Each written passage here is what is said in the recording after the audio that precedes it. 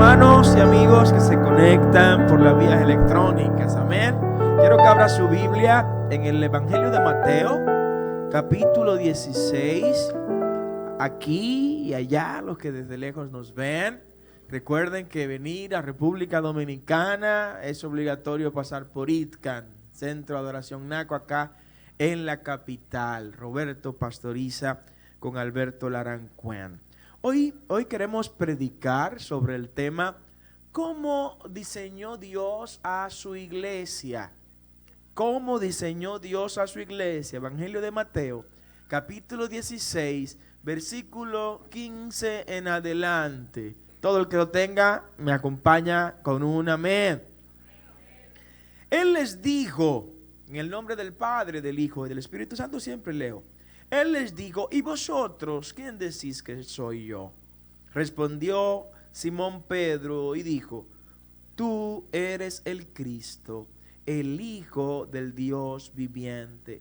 Entonces le respondió Jesús, bienaventurado eres, Simón, hijo de Jonás, porque no te lo reveló carne ni sangre, sino mi Padre que está en los cielos. Y yo también te digo que tú eres Pedro, y sobre esta roca edificaré mi iglesia, y las puertas del Hades no prevalecerán contra ella. Y a ti te daré las llaves del reino de los cielos, y todo lo que atares en la tierra será atado en el cielo, en los cielos, y todo lo que desatares en la tierra será desatado en los cielos. Padre, en el nombre de Cristo desatamos esta palabra en esta hora. Te pido que nos hagas comprenderla, que nos ayudes a ponerla por práctica y a compartirla con los necesitados. En el nombre poderoso de Jesús. Amén y amén. Puede tomar sus asientos y tribútele ese aplauso nueva vez al Rey de Reyes, al Señor de Señores. ¿Cómo edificó Dios a su iglesia? ¿Cómo Dios diseñó su iglesia? Vamos a hablar del diseño de la iglesia de Jesucristo. Y esto es importante conocerlo para saber realmente a qué cuerpo pertenecemos, dónde estamos, de qué cuerpo somos parte. Y es que somos parte del cuerpo de Jesucristo, que es su iglesia. Cuando hablamos de la palabra iglesia, me llama la atención la palabra que en griego se utiliza para traducirla como iglesia. Significa asamblea, se traduce como asamblea, pero en el griego original su significado es llamado hacia fuera. Iglesia es llamado hacia afuera. Alguien puede estar sorprendido con este tipo de descripción, con este tipo de definición. ¿Cómo puede ser que la palabra iglesia, su significado etimológico sea llamado hacia afuera, cuando lo que escuchamos es que la gente nos invita hacia dentro de la iglesia? Bueno, cuando Cristo se diseñó su iglesia, se la diseñó para que ese cuerpo impactara afuera, para que ese cuerpo penetrara a los distintos niveles de la sociedad y en los distintos niveles de la sociedad generara cambios y transformaciones profundos que no se pueden generar en las cuatro paredes de lo que hoy conocemos como iglesia. De hecho, cuando usted analice el libro de los Hechos, el nacimiento de la iglesia de Jesucristo, se va a encontrar con que en varias ocasiones el doctor Lucas, autor del libro de los Hechos, escribe de manera reiterada que se reunía la iglesia en la casa de un discípulo o de una discípula de la iglesia primitiva. O sea, la congregación de creyentes no necesariamente para llamarse iglesia tiene que estar en este lugar físico, en un lugar que se pueda destruir o reconstruir. La iglesia eres tú. Dígale que está a tu lado, tú eres la iglesia. Tú eres el cuerpo de Cristo. Y Cristo te definió como iglesia, primero, porque eres su cuerpo. Y segundo, porque te quiere afuera, impactando y cambiando la sociedad. Cristo quiere que la iglesia, Cristo quiere que cada creyente lo que recibe como alimento en el templo lo lleve y lo reproduzca hacia afuera. Si no estamos haciendo eso, entonces no somos iglesia. ¿Alguien entiende lo que predico? Somos iglesia solo cuando somos llamados hacia afuera. Somos iglesia solo cuando nuestra familia sabe que cuando hay que orar por un problema, te pueden llamar a ti, porque tú eres el que es iglesia de Cristo. Somos iglesia cuando los amigos saben que cuando hay algo que no tiene solución, pueden llamarte a ti, porque tú eres iglesia, cuerpo de Cristo, el redentor de la humanidad, el Dios con nosotros, el Dios de lo imposible. ¿Cuántos son iglesia en este lugar? Levante la mano todo el que es iglesia. Usted es iglesia. Y como es iglesia, usted está llamado hacia afuera. ¿A cuánta gente impactamos afuera? ¿A cuánta gente le hablamos afuera? ¿De cuánta gente somos modelo afuera? Tengo unos familiares y unos amigos que cada vez que tiene problema, o la pareja o el parejo, no se dice parejo, no, o ella o él en el matrimonio, el que sea que esté generando problemas en la relación, pues el primero que llama al pastor de la familia. Me siento bien por eso. Llama al pastor de la familia si tengo una situación que no puedo resolver. Yo quiero que a cada miembro de esta casa la familia le llame con esa referencia. Los amigos le llamen con esa referencia. Tengo una situación de salud, tú eres el que le ora al Dios que sana. Por favor, órale al Dios que sana, que es tu Dios, para que me sane. Y alguien dice amén. Tengo un problema de carácter económico que no puedo resolver. Tú eres el Dios, tú fuiste que me dijiste cuando me lo enseñaste, que Jehová Jireh. Y como tú me dijiste que Jehová provee, órale a ese Jehová que provee para que me provea para la situación que tengo. Ojalá que seamos ese referente. Entonces así estaremos siendo de verdad iglesia del Señor. Dile que está a tu lado, sé iglesia de Dios. La iglesia tiene una característica en su diseño original. El diseñador y constructor de la iglesia es Cristo Jesús, quien es el dueño de la iglesia. ¿De quién es la iglesia? De Cristo Jesús. La iglesia no es de hombre, la iglesia no es de mujer, la iglesia no es de una familia o de un abolengo. La iglesia es propiedad exclusiva de Jesucristo. Denle ese aplauso a Cristo por su iglesia. La primera característica del diseño con el cual Jesús diseñó su iglesia es que Él y solo Él es el amo, dueño y señor de la iglesia. ¿Cuál es la primera característica? Cristo es el dueño de la iglesia. Cristo es el propietario de la iglesia. La iglesia es un cuerpo diseñado por Cristo, quien es su dueño, su amo, su señor, su sustentador. No puede caber duda sobre eso. No puede caber el más mínimo cuestionamiento de que la iglesia es y debe ser propiedad absoluta de Jesucristo. Que nada ni nadie está por encima de Cristo en la iglesia. Que solo Cristo es la cabeza de la iglesia. Que todo lo que se pretende enseñar en una denominada iglesia que vaya en contra de lo que el amo, dueño y señor de la misma estableció, pues entonces debe ser erradicado, porque no tiene espacio en la iglesia de Cristo otra enseñanza que sea contraria a lo que Cristo, el dueño de la iglesia, estableció para su cuerpo. Den ese aplauso fuerte al Señor. Amén. Y me gusta porque Cristo mismo lo dijo, para que no quepa dudas de eso, para que la iglesia en el futuro, los genios que iban a venir, los grandes predicadores que iban a surgir, los grandes maestros y apóstoles que iban a surgir, que no creyeran que porque ellos fueron quienes esparcieron la semilla del evangelio, la iglesia iba a ser propiedad de ellas. Que no creyera Pablo que por ser el apóstol de los gentiles en el futuro, él iba a ser el amo y dueño de la iglesia. Que no creyera Santiago que porque él iba a predicar en Europa, iba a ser el amo, dueño y señor de la iglesia. Que no creyeran los misioneros que fueron a Asia a predicar, que la iglesia de Asia iba a ser propiedad de ellos. Que no creyeran los misioneros que iban a predicar a África, que la iglesia en África iba a ser propiedad de ella. No, la iglesia donde quiera que esté, si es iglesia del cristianismo y del evangelio, tiene un solo dueño, un amo y un señor, Jesucristo, el Rey de Reyes. Denle ese aplauso fuerte al Señor. Amén. Y Cristo lo enseñó y lo dijo de manera clara. Mateo 16 versículo 15. Y yo, el 18 de manera específica. Y yo también te digo que tú eres Pedro. La palabra Pedro que se utiliza acá es Petros en griego, que significa o una piedra pequeñita o el fragmento de una piedra grande. No, ese es Pedro. Yo te digo que tú eres Pedro. Y sobre esta roca, aquí la palabra roca en griego es Petra, que significa piedra grande, la piedra central, la piedra angular de la edificación. En el primer concepto de piedra, que es Petros, hace alusión a Pedro, el hombre, el débil, el fracasado, el hombre con problemas, con limitaciones. Y luego dice sobre esta Petra, hablando de Cristo mismo, sobre mí, sobre esta roca, sobre lo que tú acabaste de decir, que yo soy el Cristo, el Hijo del Dios vivo. Yo voy a fundar, ¿qué cosa? Mi iglesia. ¿De quién es la iglesia?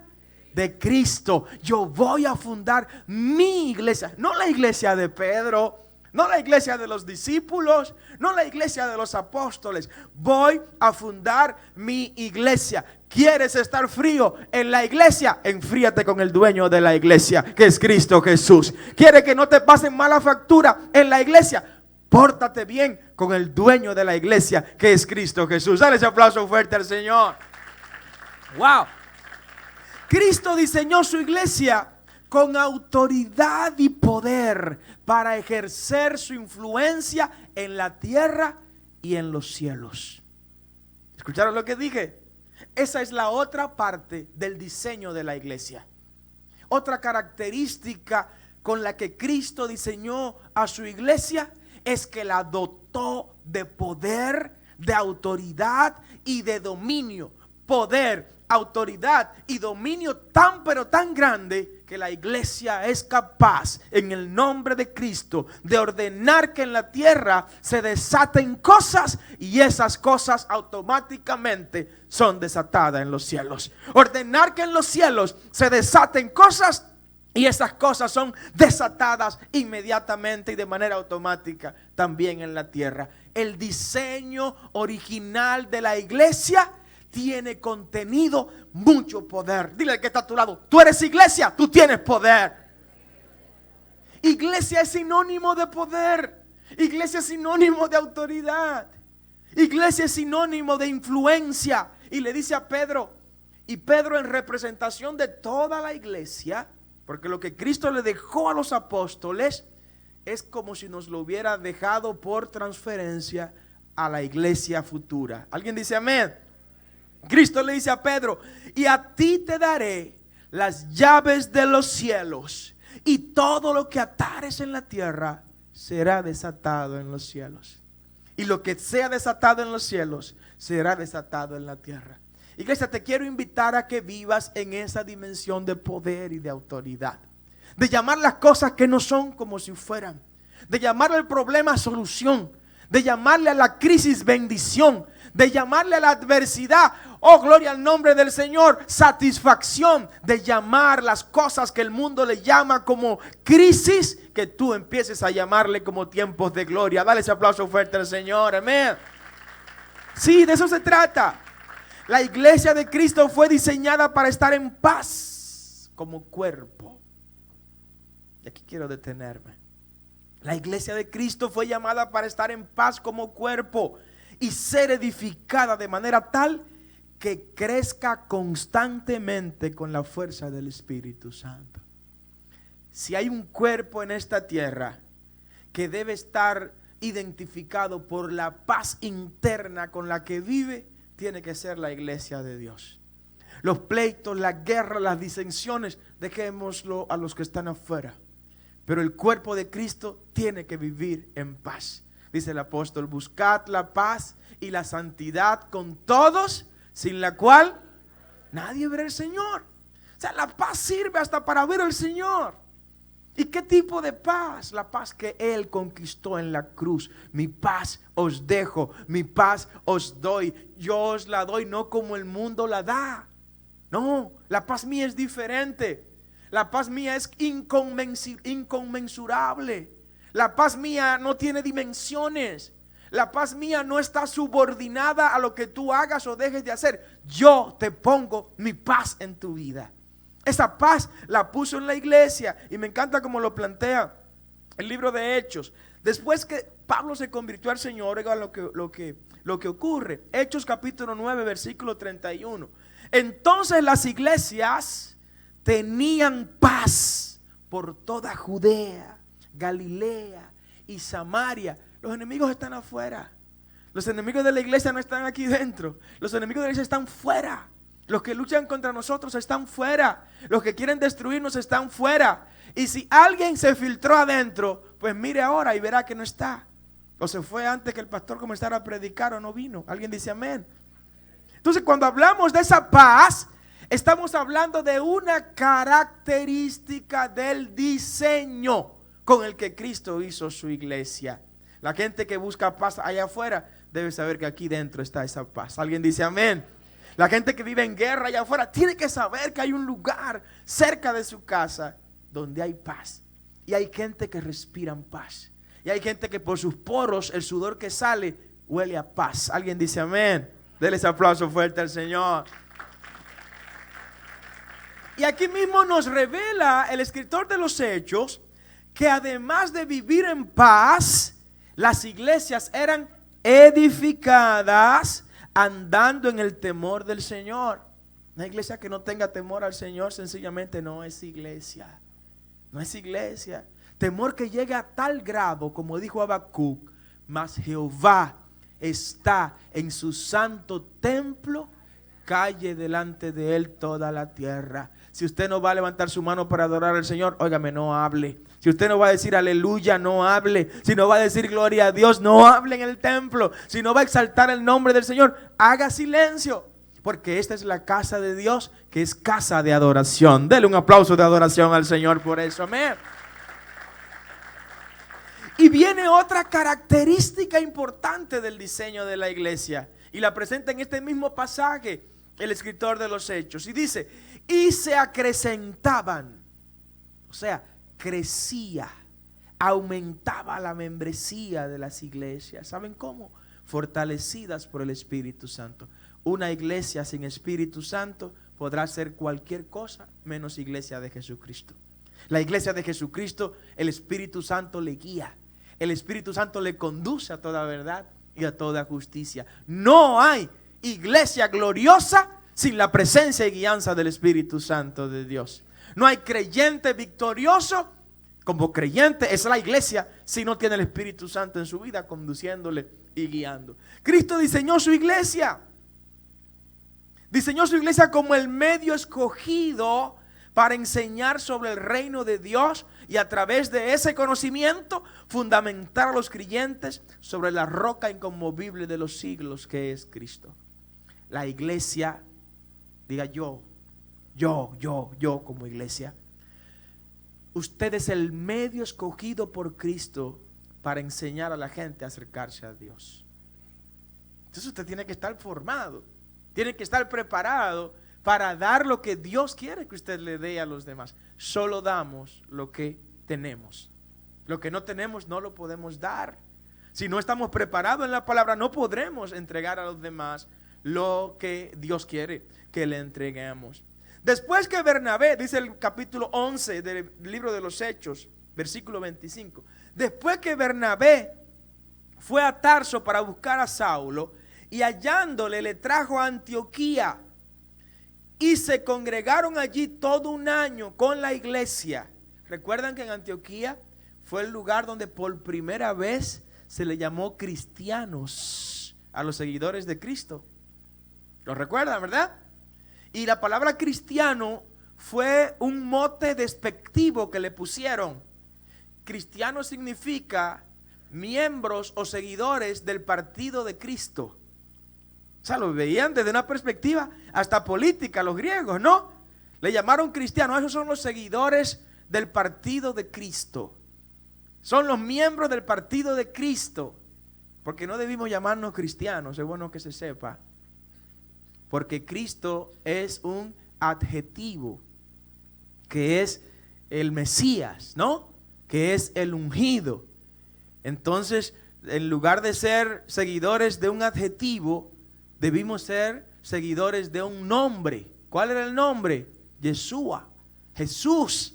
O sea que debimos ser jesucianos o jesuitas o algo por el estilo, ¿no?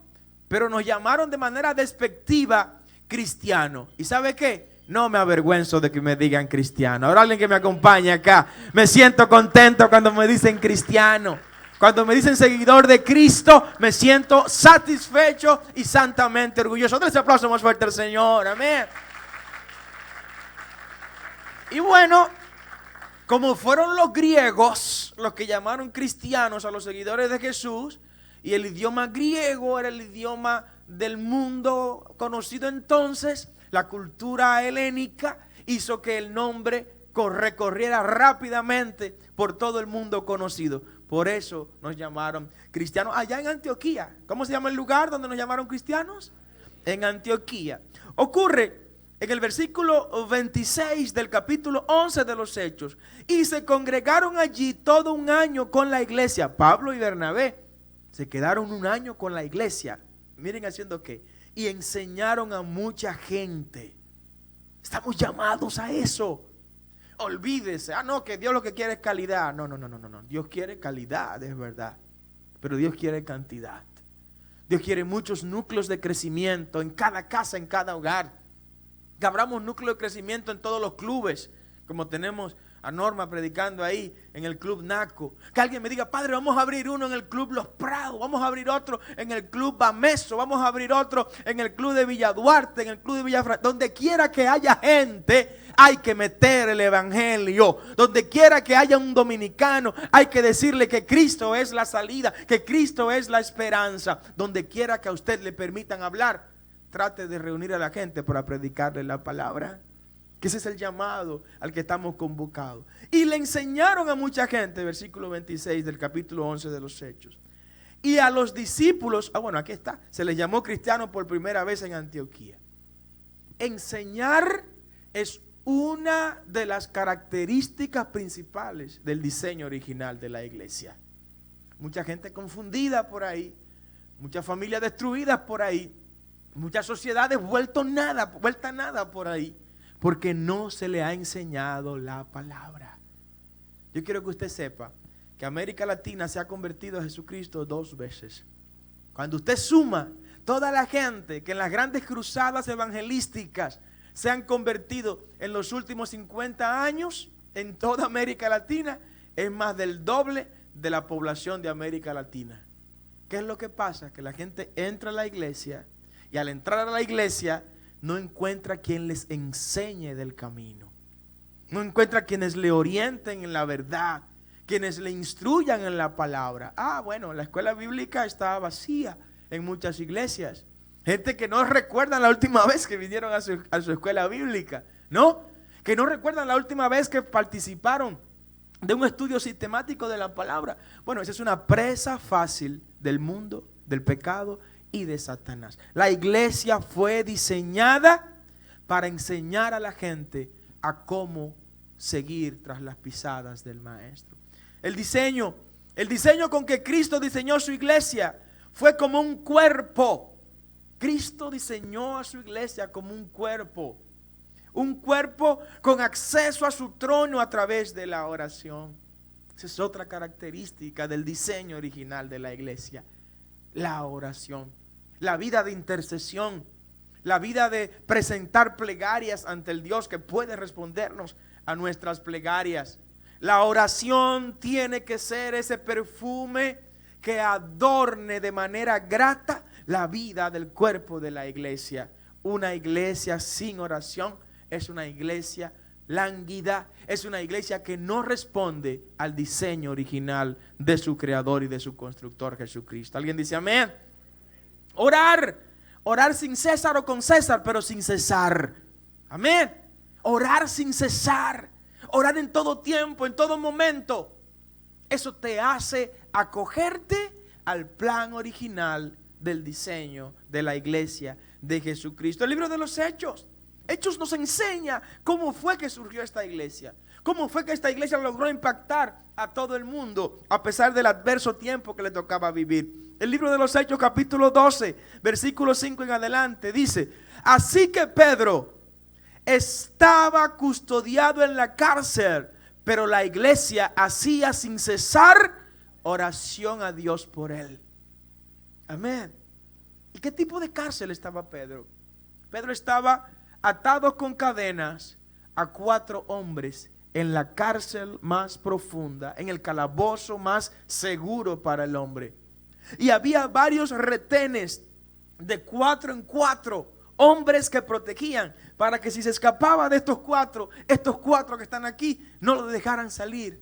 ¿Y sabe lo que hizo el Señor como respuesta a las oraciones de la iglesia? El versículo 11 del capítulo 12 de los Hechos dice: entonces Pedro, volviendo en sí. ¿Sabe por qué volviendo en sí? Porque el ángel de Jehová se metió en la cárcel donde estaba Pedro, más allá, más allá, más allá.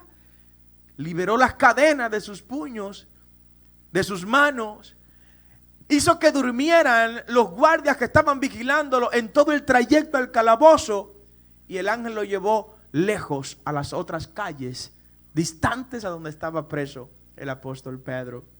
Y Pedro no se dio cuenta de nada porque creyó que era una visión. Pero cuando vuelve en sí, oiga lo que hace Pedro. Dijo: ahora entiendo verdaderamente que el Señor ha enviado su ángel y me ha librado de la mano de Herodes y de todo lo que el pueblo de los judíos esperaba. De que Dios tiene que librarte. Esa liberación vendrá por medio de la oración. La iglesia, cuando ora, cierra el infierno y abre el cielo. La iglesia, cuando ora, le cambia el nombre al problema y le pone solución en el nombre de Jesús. Cuando la iglesia unida ora, la iglesia abre caminos donde caminos no hay. Cuando la iglesia ora, pone aguas y ríos en el desierto. Cuando la iglesia ora, pone gas en el tanque que quedó vacío. Cuando la iglesia ora, hace que el motor dañado se autorrepare en el nombre de Jesús. Hay un poder extraordinario cuando se ora en congregación. Cuando se ora colectivamente, cuando se ora como cuerpo, el dueño del cuerpo, que es la cabeza del cuerpo, Cristo Jesús, escucha nuestra oración e intercede en favor de su iglesia. Oh, gloria al nombre del Señor. Hay poder en la oración. Una iglesia sin oración es una iglesia cuyos días están contados. Cristo diseñó su iglesia de tal manera que ésta esté ligada a Él como su propio cuerpo, siendo Él su cabeza. ¿Quién es la cabeza de la iglesia? Así nos diseñó Jesús.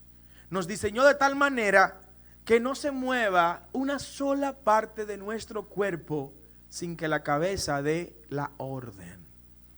¿Sabía usted que antes de usted mover el dedo más pequeño de sus pies, ese dedo más pequeño de sus pies recibió un mandato de su cabeza? ¿Usted lo sabía? ¿Usted sabía que cuando usted tropieza con una piedra y se parte hasta una uña del dedo? Ay, ¿quiénes están recordando esos momentos? Sé que son duros, ¿verdad? El dolor usted no lo siente en ese lugar precisamente. El dolor recorre su cuerpo, toda su línea nerviosa, hasta ser descifrado por la cabeza, donde se encuentra el cerebro. ¿Sabía usted que usted puede tener sus manos en las mejores condiciones físicas del mundo, y si no está conectada su mano con las líneas nerviosas que en la cabeza dan la orden para que su mano se mueva, su mano tan solo será hermosa, pero no tendrá movimiento? ¿Saben por qué? Porque no recibe la orden de la cabeza. Usted se ha preguntado por qué Cristo nos dijo que yo soy el corazón de la iglesia. ¿Por qué nos definió Cristo su propio rol como corazón de la iglesia? Si del corazón mana la vida, dice la misma palabra. No. Yo soy la cabeza. Porque yo soy el que le ordeno a todos los demás miembros del cuerpo lo que tienen que hacer. La palabra que acabo de decir, antes de articularla con mis cuerdas vocales, la ordené desde mi cerebro. Amén. El movimiento que hago con la mano, antes de hacerlo, ya lo hice desde el cerebro. ¿Dónde está el cerebro? En la cabeza. Cristo es la cabeza de la iglesia. No te muevas sin la orden de Cristo. No te muevas contrario a la dirección que Cristo quiere que tú te muevas. Si eres iglesia, espera el mandato de la cabeza, que es Cristo Jesús. No te apresures, vas a cometer errores, no serás exitoso si te mueves contrario a lo que la cabeza tuya, que es Cristo, está ordenando que te muevas. ¿Alguien entiende lo que predico? La cabeza, asume a Cristo, iglesia, como cabeza. Efesios capítulo 5, muévete conmigo por favor. Versículo 22 en adelante. El apóstol Pablo le enseña a la iglesia de Éfeso una relación que para mí en lo personal es probablemente una de las cargas más pesadas que se nos puso a los hombres en toda la Biblia. Uno de los compromisos más grandes que Dios nos puso a los hombres en la Biblia. Y es el siguiente: las casadas estén sujetas a sus propios maridos como al Señor. ¿Dónde están las mujeres casadas acá? Estén sujetas a sus maridos. No tengo que decirle más nada de ahí. No le dice Pablo que amen a su marido, no. Fíjense, Pablo no habla que amen a sus maridos, ni que quieran a su marido, no, nada de eso. Pablo dice sujetas. ¿Alguien entiende lo que estoy diciendo? Sujetas. ¿Qué es sujetas? ¿Pero qué es sujetas? En el nombre de Jesús. Es el modelo, es el diseño que funciona. Es el diseño que opera. Es el diseño que garantiza éxito en la pareja. Sujeta. Mira que esto, sujeta. Sujeta en el nombre de Jesús. Pero ahora viene lo más fuerte. Versículo 23. Porque el marido es cabeza de la mujer, así como Cristo es cabeza de la iglesia. Pero Padre, ¿por qué algo tan difícil para nosotros? Eso es lo más difícil. Mire, de toda la Biblia, esa es una de las cosas más difíciles que yo me encuentro. ¿Saben por qué? Porque Pablo me está diciendo a mí como esposo que yo debo tratar a mi esposa como Cristo trata a su iglesia. Y eso es fácil. Eso no es fácil. Eso no es fácil. ¿Dónde están los esposos? Levanten la mano a los esposos. Levanten la mano a los esposos. Pues mire, ese es el mandato bíblico apostólico. Trate a su esposa como Cristo trata a su iglesia. Así como Cristo es cabeza de la iglesia, la cual es su cuerpo y Él es su Salvador. Así que como la iglesia está sujeta a Cristo, así también la casada lo estén a sus maridos en todo. Esa parte es muy buena. Pero el 23 es lo difícil.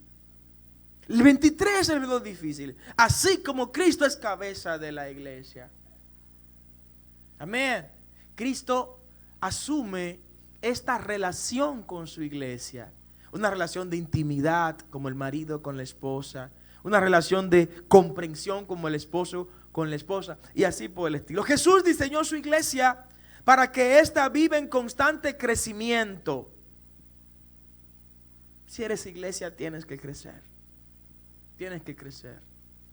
Si eres iglesia de Cristo, tienes que crecer. Cristo diseñó su iglesia para que ésta viva en constante crecimiento.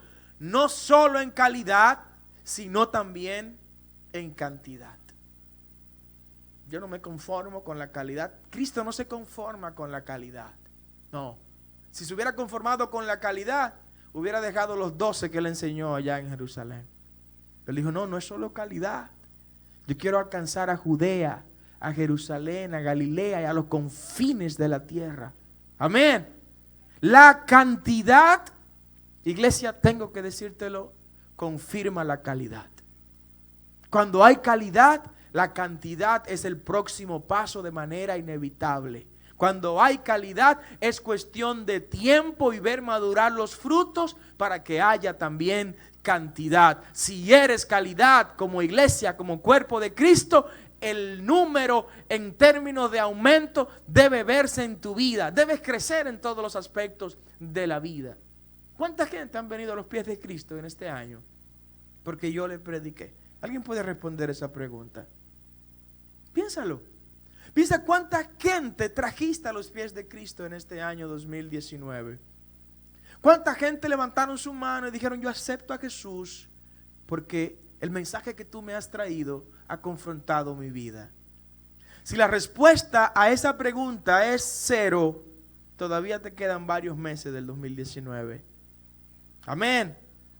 Trata de sembrar para Cristo, que va a traer sus resultados. Jesús diseñó su iglesia para que ésta viva en ese constante crecimiento. El capítulo 2 del libro de los Hechos dice en el versículo 46: y perseverando unánimes, la iglesia, perseverando unánimes, cada día en el templo.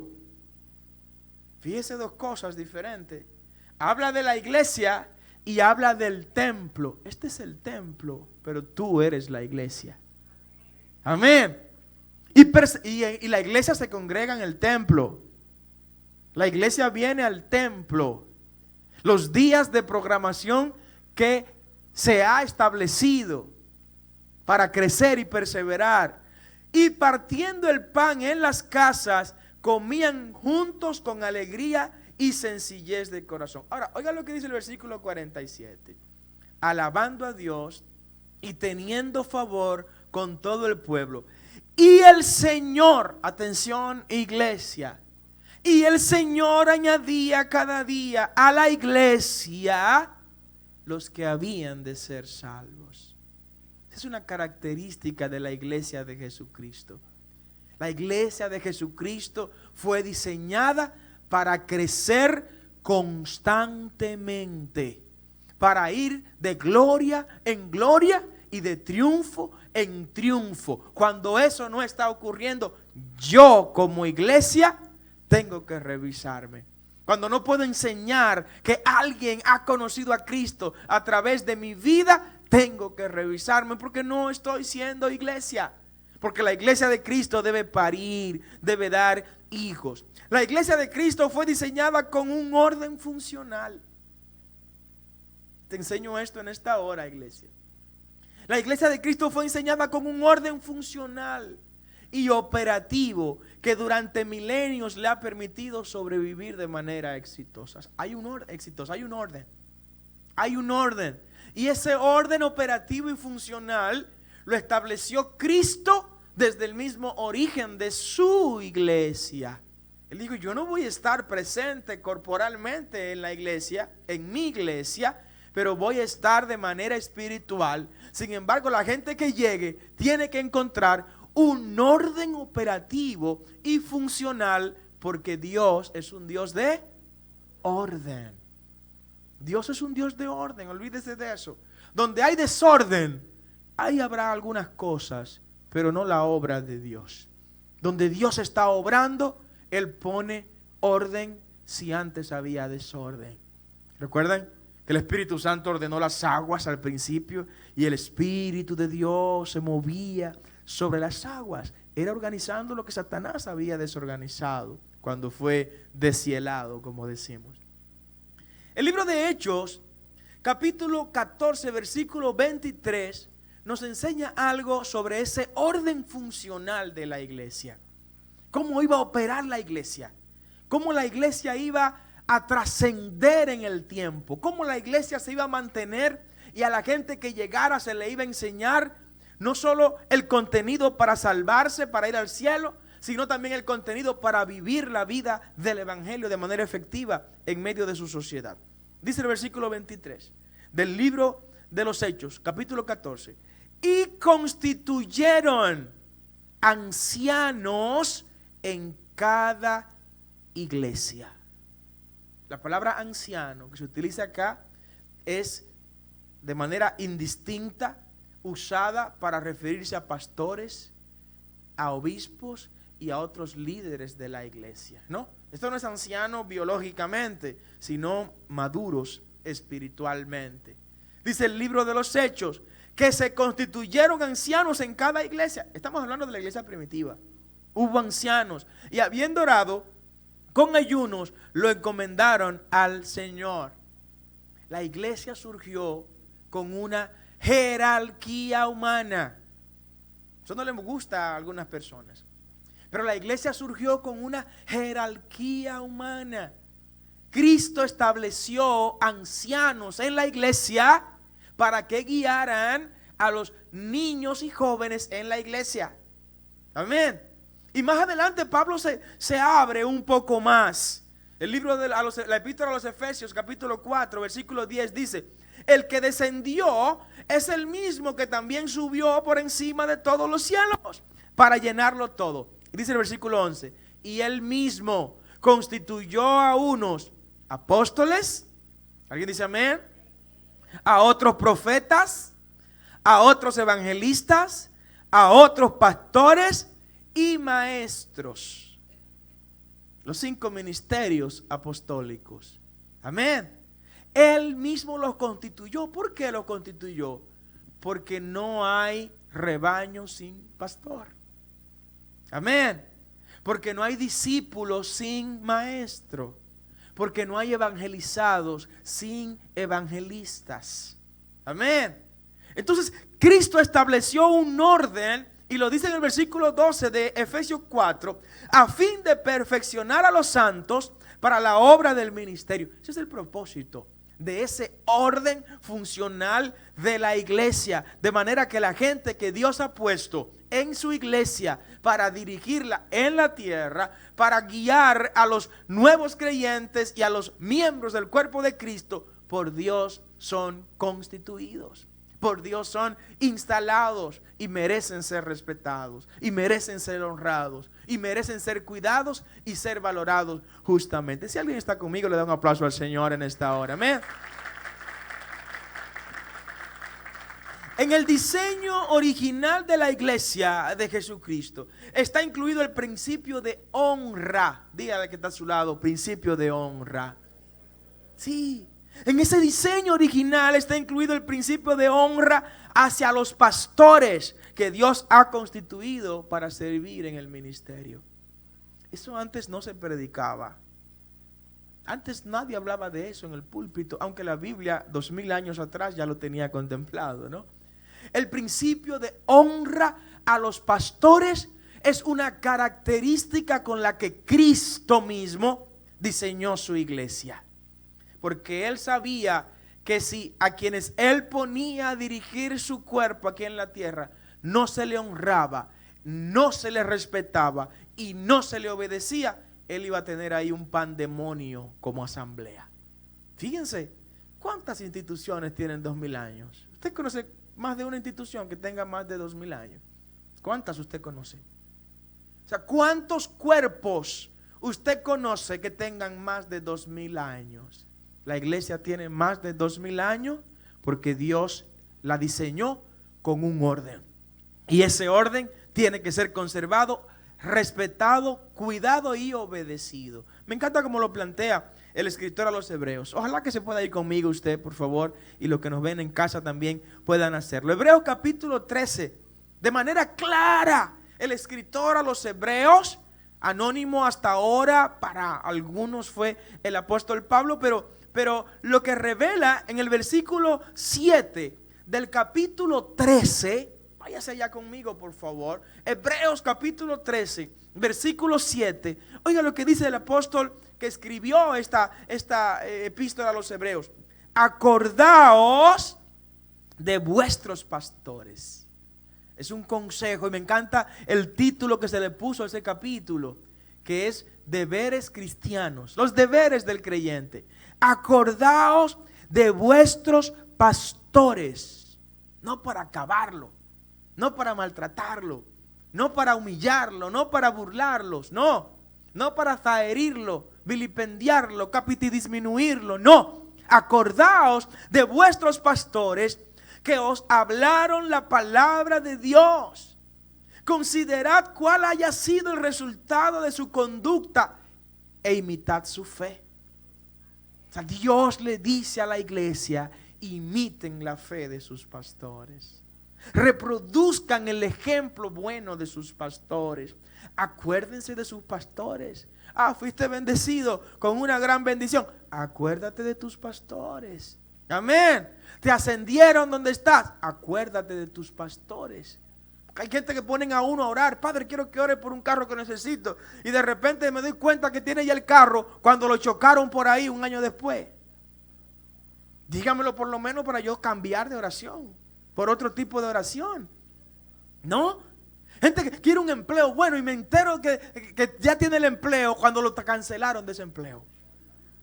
¿Y de dónde fue que te cancelaron? No, padre, yo tengo un año. ¿Usted recuerda hace un año yo le dije que orara por mí, por un empleo? Sí, yo tengo un año orando por ese empleo porque no, ya yo tengo un año trabajando y me cancelaron. Quiero que ore por uno nuevo. Acordaos de vuestros pastores. Acordaos de los pastores que le dicen prediquen el evangelio. No se queden con el mensaje guardado para ustedes solo. Dedíquenle tiempo a la obra del Señor. Dedíquenle tiempo a ir a visitar los enfermos, sin que tengamos que ordenárselo, sin que tengamos que decirle vayan a visitar a los presos. Recuérdense de hacer las obras de caridad sin que tengamos que decírselo. Amén. Eso es acordarse de los pastores. Pero me encanta lo que dice el versículo 17. Váyase conmigo y sombré eso en su Biblia. Libro, Epístola a los Hebreos, capítulo 13, versículo 17. Dice: obedeced a vuestros pastores. Alguien dice amén. Obedeced a vuestros pastores. Es una orden. Es un mandamiento. Esto no es una recomendación. No. Cuando el pastor empieza a vestir bien le voy a obedecer. No, nada de eso. Cuando empiece a usar saco y corbata lo voy a obedecer. Cuando se compre un zapato nuevo le voy a obedecer. Nada de eso. Regáleselo usted si usted quiere que le use uno nuevo. Amén. Obedeced a vuestros pastores. No, que yo obedezco solo a Dios. No. Dice la palabra: escuchad los profetas de Dios y seréis prosperados. Dice la palabra eso. Palabra bíblica. Y sigue diciendo: y sujetaos a ellos. Y sujetaos a ellos. Así como, bueno, es extremada la comparación, pero así como las mujeres se someten a su marido, es la misma palabra que usa el escritor de los Hebreos para decir: sujétense a sus pastores. Amén. Consulten, pregunten. Para eso estamos los pastores. Intégrennos a las decisiones importantes de su vida. No me llamen para preguntarnos si la vamos hoy o no la vamos hoy, a ver si el sol va a salir. No, para eso no. Para cosas que marcan el rumbo de su vida, estamos ahí nosotros. Y queremos estar ahí en el nombre de Jesús, porque ellos velan por vuestras almas, como quienes han de dar cuenta, para que lo hagan con alegría y no quejándose, porque esto no es provechoso. Voy a dar un dato muy triste. 80% de los pastores mueren del corazón, de enfermedades cardíacas. ¿Sabían eso? 80% de los pastores mueren de enfermedades cardíacas provocadas por las incomprensiones de la iglesia, provocadas por los momentos difíciles que la iglesia le hace vivir. Amén. 80% confirmado, estudio realizado. Gracias a Dios que aquí no nos provoca nada de eso. Denle un aplauso fuerte al Señor. Amén. Pero acuérdese de sus pastores, como Dios quiere que lo hagan. Le voy a dar dos notas importantes sobre este tema. Miren, son discípulos, ¿sabes quiénes? Son discípulos quienes, entre otras cosas, están dispuestos a obedecer y a honrar a Dios a través de sus pastores. Si no lo hacen, tan solo son oyentes y visitantes de la iglesia. Los discípulos son aquellos que, entre otras cosas, están dispuestos a honrar a sus pastores en Dios. Quienes no lo hacen, tan solo son visitantes y oyentes en la iglesia. ¿Alguien escuchó lo que dije? Amén. Las ovejas oyen y obedecen la voz de sus pastores. Las cabras, por su parte, hacen todo lo contrario. Ni oyen ni obedecen. Las cabras alzan el vuelo y se van ante la reprensión de los pastores.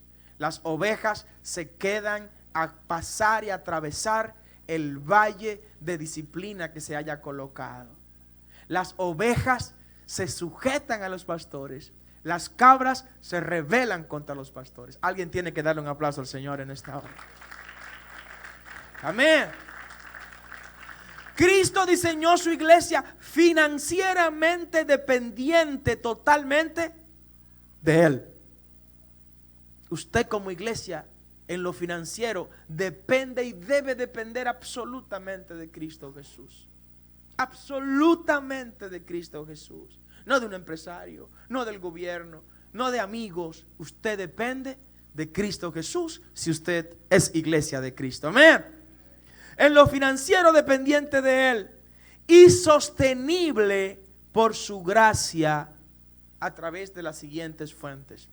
Cristo, en su diseño original, estableció una dependencia de la iglesia solo de Él y creó mecanismo para financiar la operatividad de la iglesia. Primer mecanismo, el diezmo de los miembros de la iglesia. El diezmo que no es un mandato ni del Nuevo Testamento ni del Antiguo Testamento.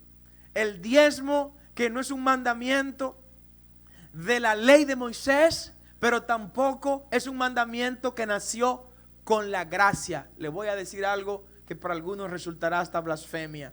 El diezmo es un mandamiento que supera el alcance de la ley y supera el alcance de la gracia. Porque el diezmo fue impuesto antes de la ley de Moisés y antes de la gracia que vino con Cristo. Dice la palabra en el libro de Génesis capítulo 14, estoy hablando de las fuentes que Cristo diseñó, Él diseñó Cristo mismo para financiar su iglesia. En el libro de Génesis capítulo 14, versículo 17, dice que cuando volvía de la derrota de Quedorlaomer y de los reyes que con él estaban, salió el rey de Sodoma a recibirlo al valle de Sabe, que es el valle del rey. Estamos hablando de Abraham. Entonces Melquisedec, rey de Salem y sacerdote del Dios Altísimo, sacó pan y sacó vino, como Cristo dio en la Santa Cena, pan y vino, y le bendijo diciendo: bendito sea Abraham, el hijo del Dios Altísimo, creador de los cielos y de la tierra, y bendito sea el Dios Altísimo que entregó tus enemigos en tu mano. Y dice aquí la palabra: y le dio a Abraham los diezmos de todo. Todavía no había recibido Moisés la ley allá en el Sinaí, ¿verdad? Abraham no conocía la ley de Moisés, porque Moisés vino cientos, miles de años después de Abraham. Abraham desconocía la ley de Moisés. Sin embargo, en el tiempo abrahámico se instauró el diezmo. ¿Y a quién se lo dio Abraham? Se lo dio a Melquisedec, sacerdote de Salem, del rey de Salem, sacerdote del Dios Altísimo. Salem, que es probablemente la palabra que originó el nombre de Jerusalén. Amén. Y Melquisedec, de quien no se conoce genealogía, ni quién lo parió, ni cuándo murió, y que aparece en la Biblia de repente, es un tipo de Cristo. Abraham entregó el diezmo de todo lo que tenía a Melquisedec, quien era tipo de Cristo. Tu diezmo es para Cristo, para que su cuerpo, que es la iglesia, opere y funcione de manera exitosa. Y así se ha mantenido durante 2000 años y hasta que Cristo venga. Dale ese aplauso fuerte al Señor. Amén. Luego ya con la ley de Moisés se positiviza, como dicen los abogados. Se incluye en la ley. El libro de Levíticos capítulo 27 versículo 30 dice: y el diezmo de la tierra, así de la simiente de la tierra como del fruto de los árboles de Jehová es cosa dedicada a Jehová. Ya queda incluido, como lo heredó Moisés de la entrega que le dio Abraham a Melquisedec. Dios lo instituye de manera formal en la ley de Moisés, pero viene desde antes de la ley de Moisés. O sea que el que me diga que este es un mandato de la ley, desconoce lo que la Biblia habla. El diezmo es supra ley de Moisés y supra período de la gracia. Luego Malaquías, en una cita muy conocida por todos, 3:10, reta al pueblo a que cumplan el mandamiento ya establecido. Traed todos los diezmos al alfolí y hay alimento en mi casa. El segundo método con el que Cristo diseñó su iglesia para su autofinanciamiento y su autooperatividad es la ofrenda. La ofrenda y el diezmo son dos cosas totalmente diferentes. El diezmo es un pago que usted hace. El diezmo no es una ofrenda, no es una donación, es un pago que usted hace. Dice Malaquías, paguen vuestros diezmos. Es un tributo divino, es una orden. El que paga su diezmo no está haciendo, y perdóneme que usted lo diga de esta manera, nada extraordinario. Solo está pagando lo que la ley establece. La ofrenda es diferente. La ofrenda es la manifestación del nivel de agradecimiento que le tenemos a nuestro Dios. Nuestra ofrenda revela el nivel de agradecimiento porque es voluntario, porque nace del corazón, porque viene producto de lo que estoy viendo que Dios ha hecho en mi vida. Dice el apóstol Pablo, 1 Corintios, capítulo 16, versículo 2. Cada primer día de la semana. ¿Cuál es el primer día de la semana? El domingo, para los que dicen que el domingo no es el día del Señor. Cada primer día de la semana, cada uno de vosotros ponga aparte algo. O sea, que antes de llegar a la iglesia, usted tiene que poner su ofrenda aparte. Del diezmo no le voy a hablar porque el diezmo debe estar en su sobre. Pero antes de salir de la casa, ponga aparte algo según haya sido prosperado. ¿Están escuchando lo que estoy diciendo? Esa es la ofrenda. La ofrenda está en función de cuánto usted tiene que agradecerle a Dios. Usted tiene poco que agradecerle a Dios, pues usted ofrenda en esa medida. Tiene mucho que agradecerle a Dios, pues usted ofrende en esa medida. La medida de la ofrenda es la medida del agradecimiento a Dios. Y usted diría, pero ¿y esto? Jesús está pendiente de tu ofrenda. ¿Recuerdan aquel momento? Aquel momento en que Jesús estaba en el templo y venían los ricos, los poderosos, y todos echaban ahí miles de pesos, cientos de miles de pesos en el gasofilacio, y Cristo estaba ahí al lado viendo lo que cada quien estaba echando, y vino una viuda y echó 2 blancas. Había un himno muy viejo que decía: 2 blancas, 2 blancas, fue lo que a Dios pudo dar, pero ninguno pudo más, nadie la pudo superar. Eso fue lo que dio la viuda. Solo 2 blancas. ¿Y por qué lo sabemos que ella dio 2 blancas? Porque Jesús estaba mirando las ofrendas. Yo quiero que tú sepas que Cristo mira tu ofrenda. Cristo ve lo que tú le estás ofrendando. Le estás ofrendando lo que para ti representa la manifestación de tu agradecimiento a Él, o le estás ofrendando el billete que está roto. Hay gente que busca el billete roto, el que no le van a recibir en un colmado, en un restaurante por ahí, y lo depositan en la gasofilacio. No puede ser. No puede ser el billete más nuevo, el más bonito, lo que represente lo mejor. La palabra ofrenda significa sacrificio. ¿Alguien entiende lo que predico? Amén.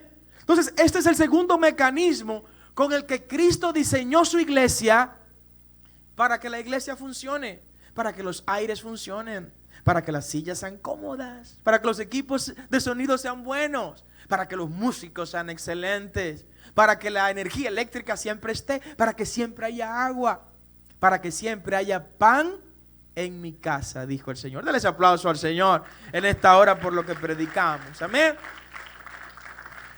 El tercer mecanismo con el que Cristo diseñó su iglesia para su autosostenibilidad son las donaciones adicionales que se hagan.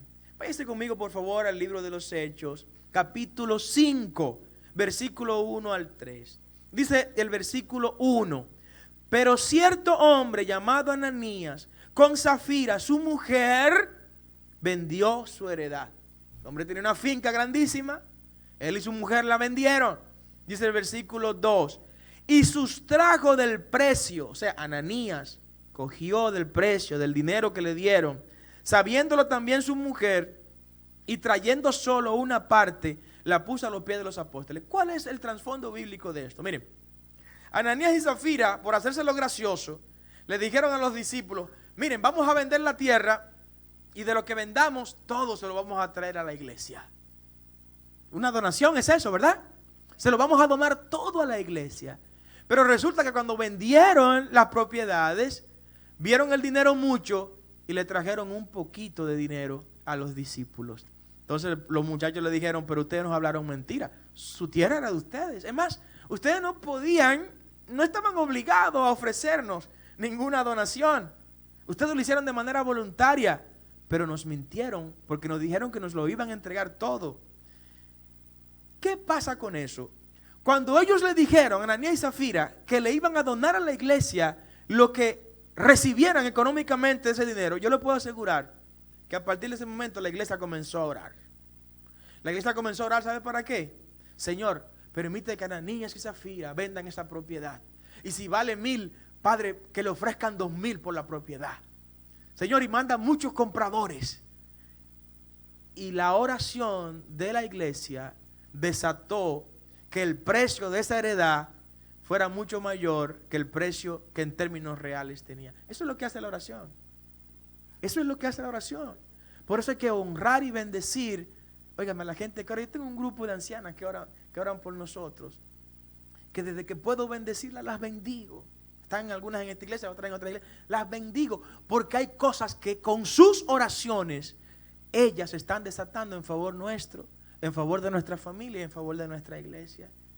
Y si Dios me bendice, es para que la unción también descienda por la barba del sacerdote y que le llegue a todos los que están abajo también.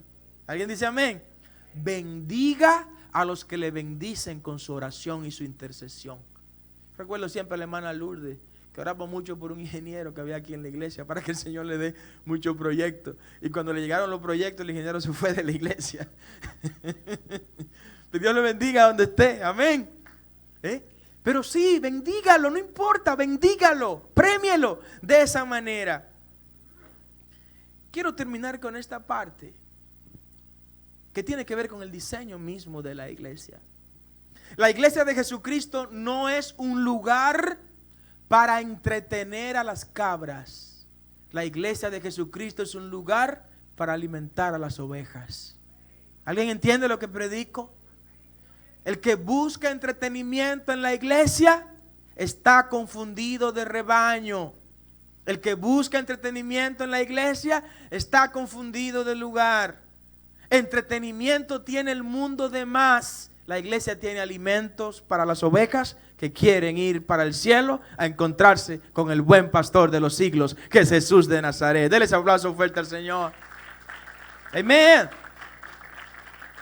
La iglesia de Jesucristo debe estar dispuesta a molestar a la sociedad, predicándole y enseñándole la verdad, y no hacerla reír y a la vez enviarla al infierno con mentiras desde el púlpito. Amén. Si tienes que molestar a la gente porque le predicas el evangelio como iglesia, moléstalas, porque las vas a enviar molestas al cielo y vas a impedir que vayan al infierno con la alegría y chistes que otros predicadores están enviando mucha gente al infierno. Una iglesia sin la guianza y sin la presencia del Espíritu Santo es similar a un cuerpo sin sangre en todos sus vasos sanguíneos, porque el Espíritu Santo es la vida de la iglesia. Quiero que te pongas de pie, iglesia, en esta hora. El Espíritu Santo es la vida de la iglesia, es la esencia de la iglesia. Y ese diseño original con el cual fuimos construidos tiene que mantenerse. Yo quiero que usted levante su mano mientras adoramos al Señor.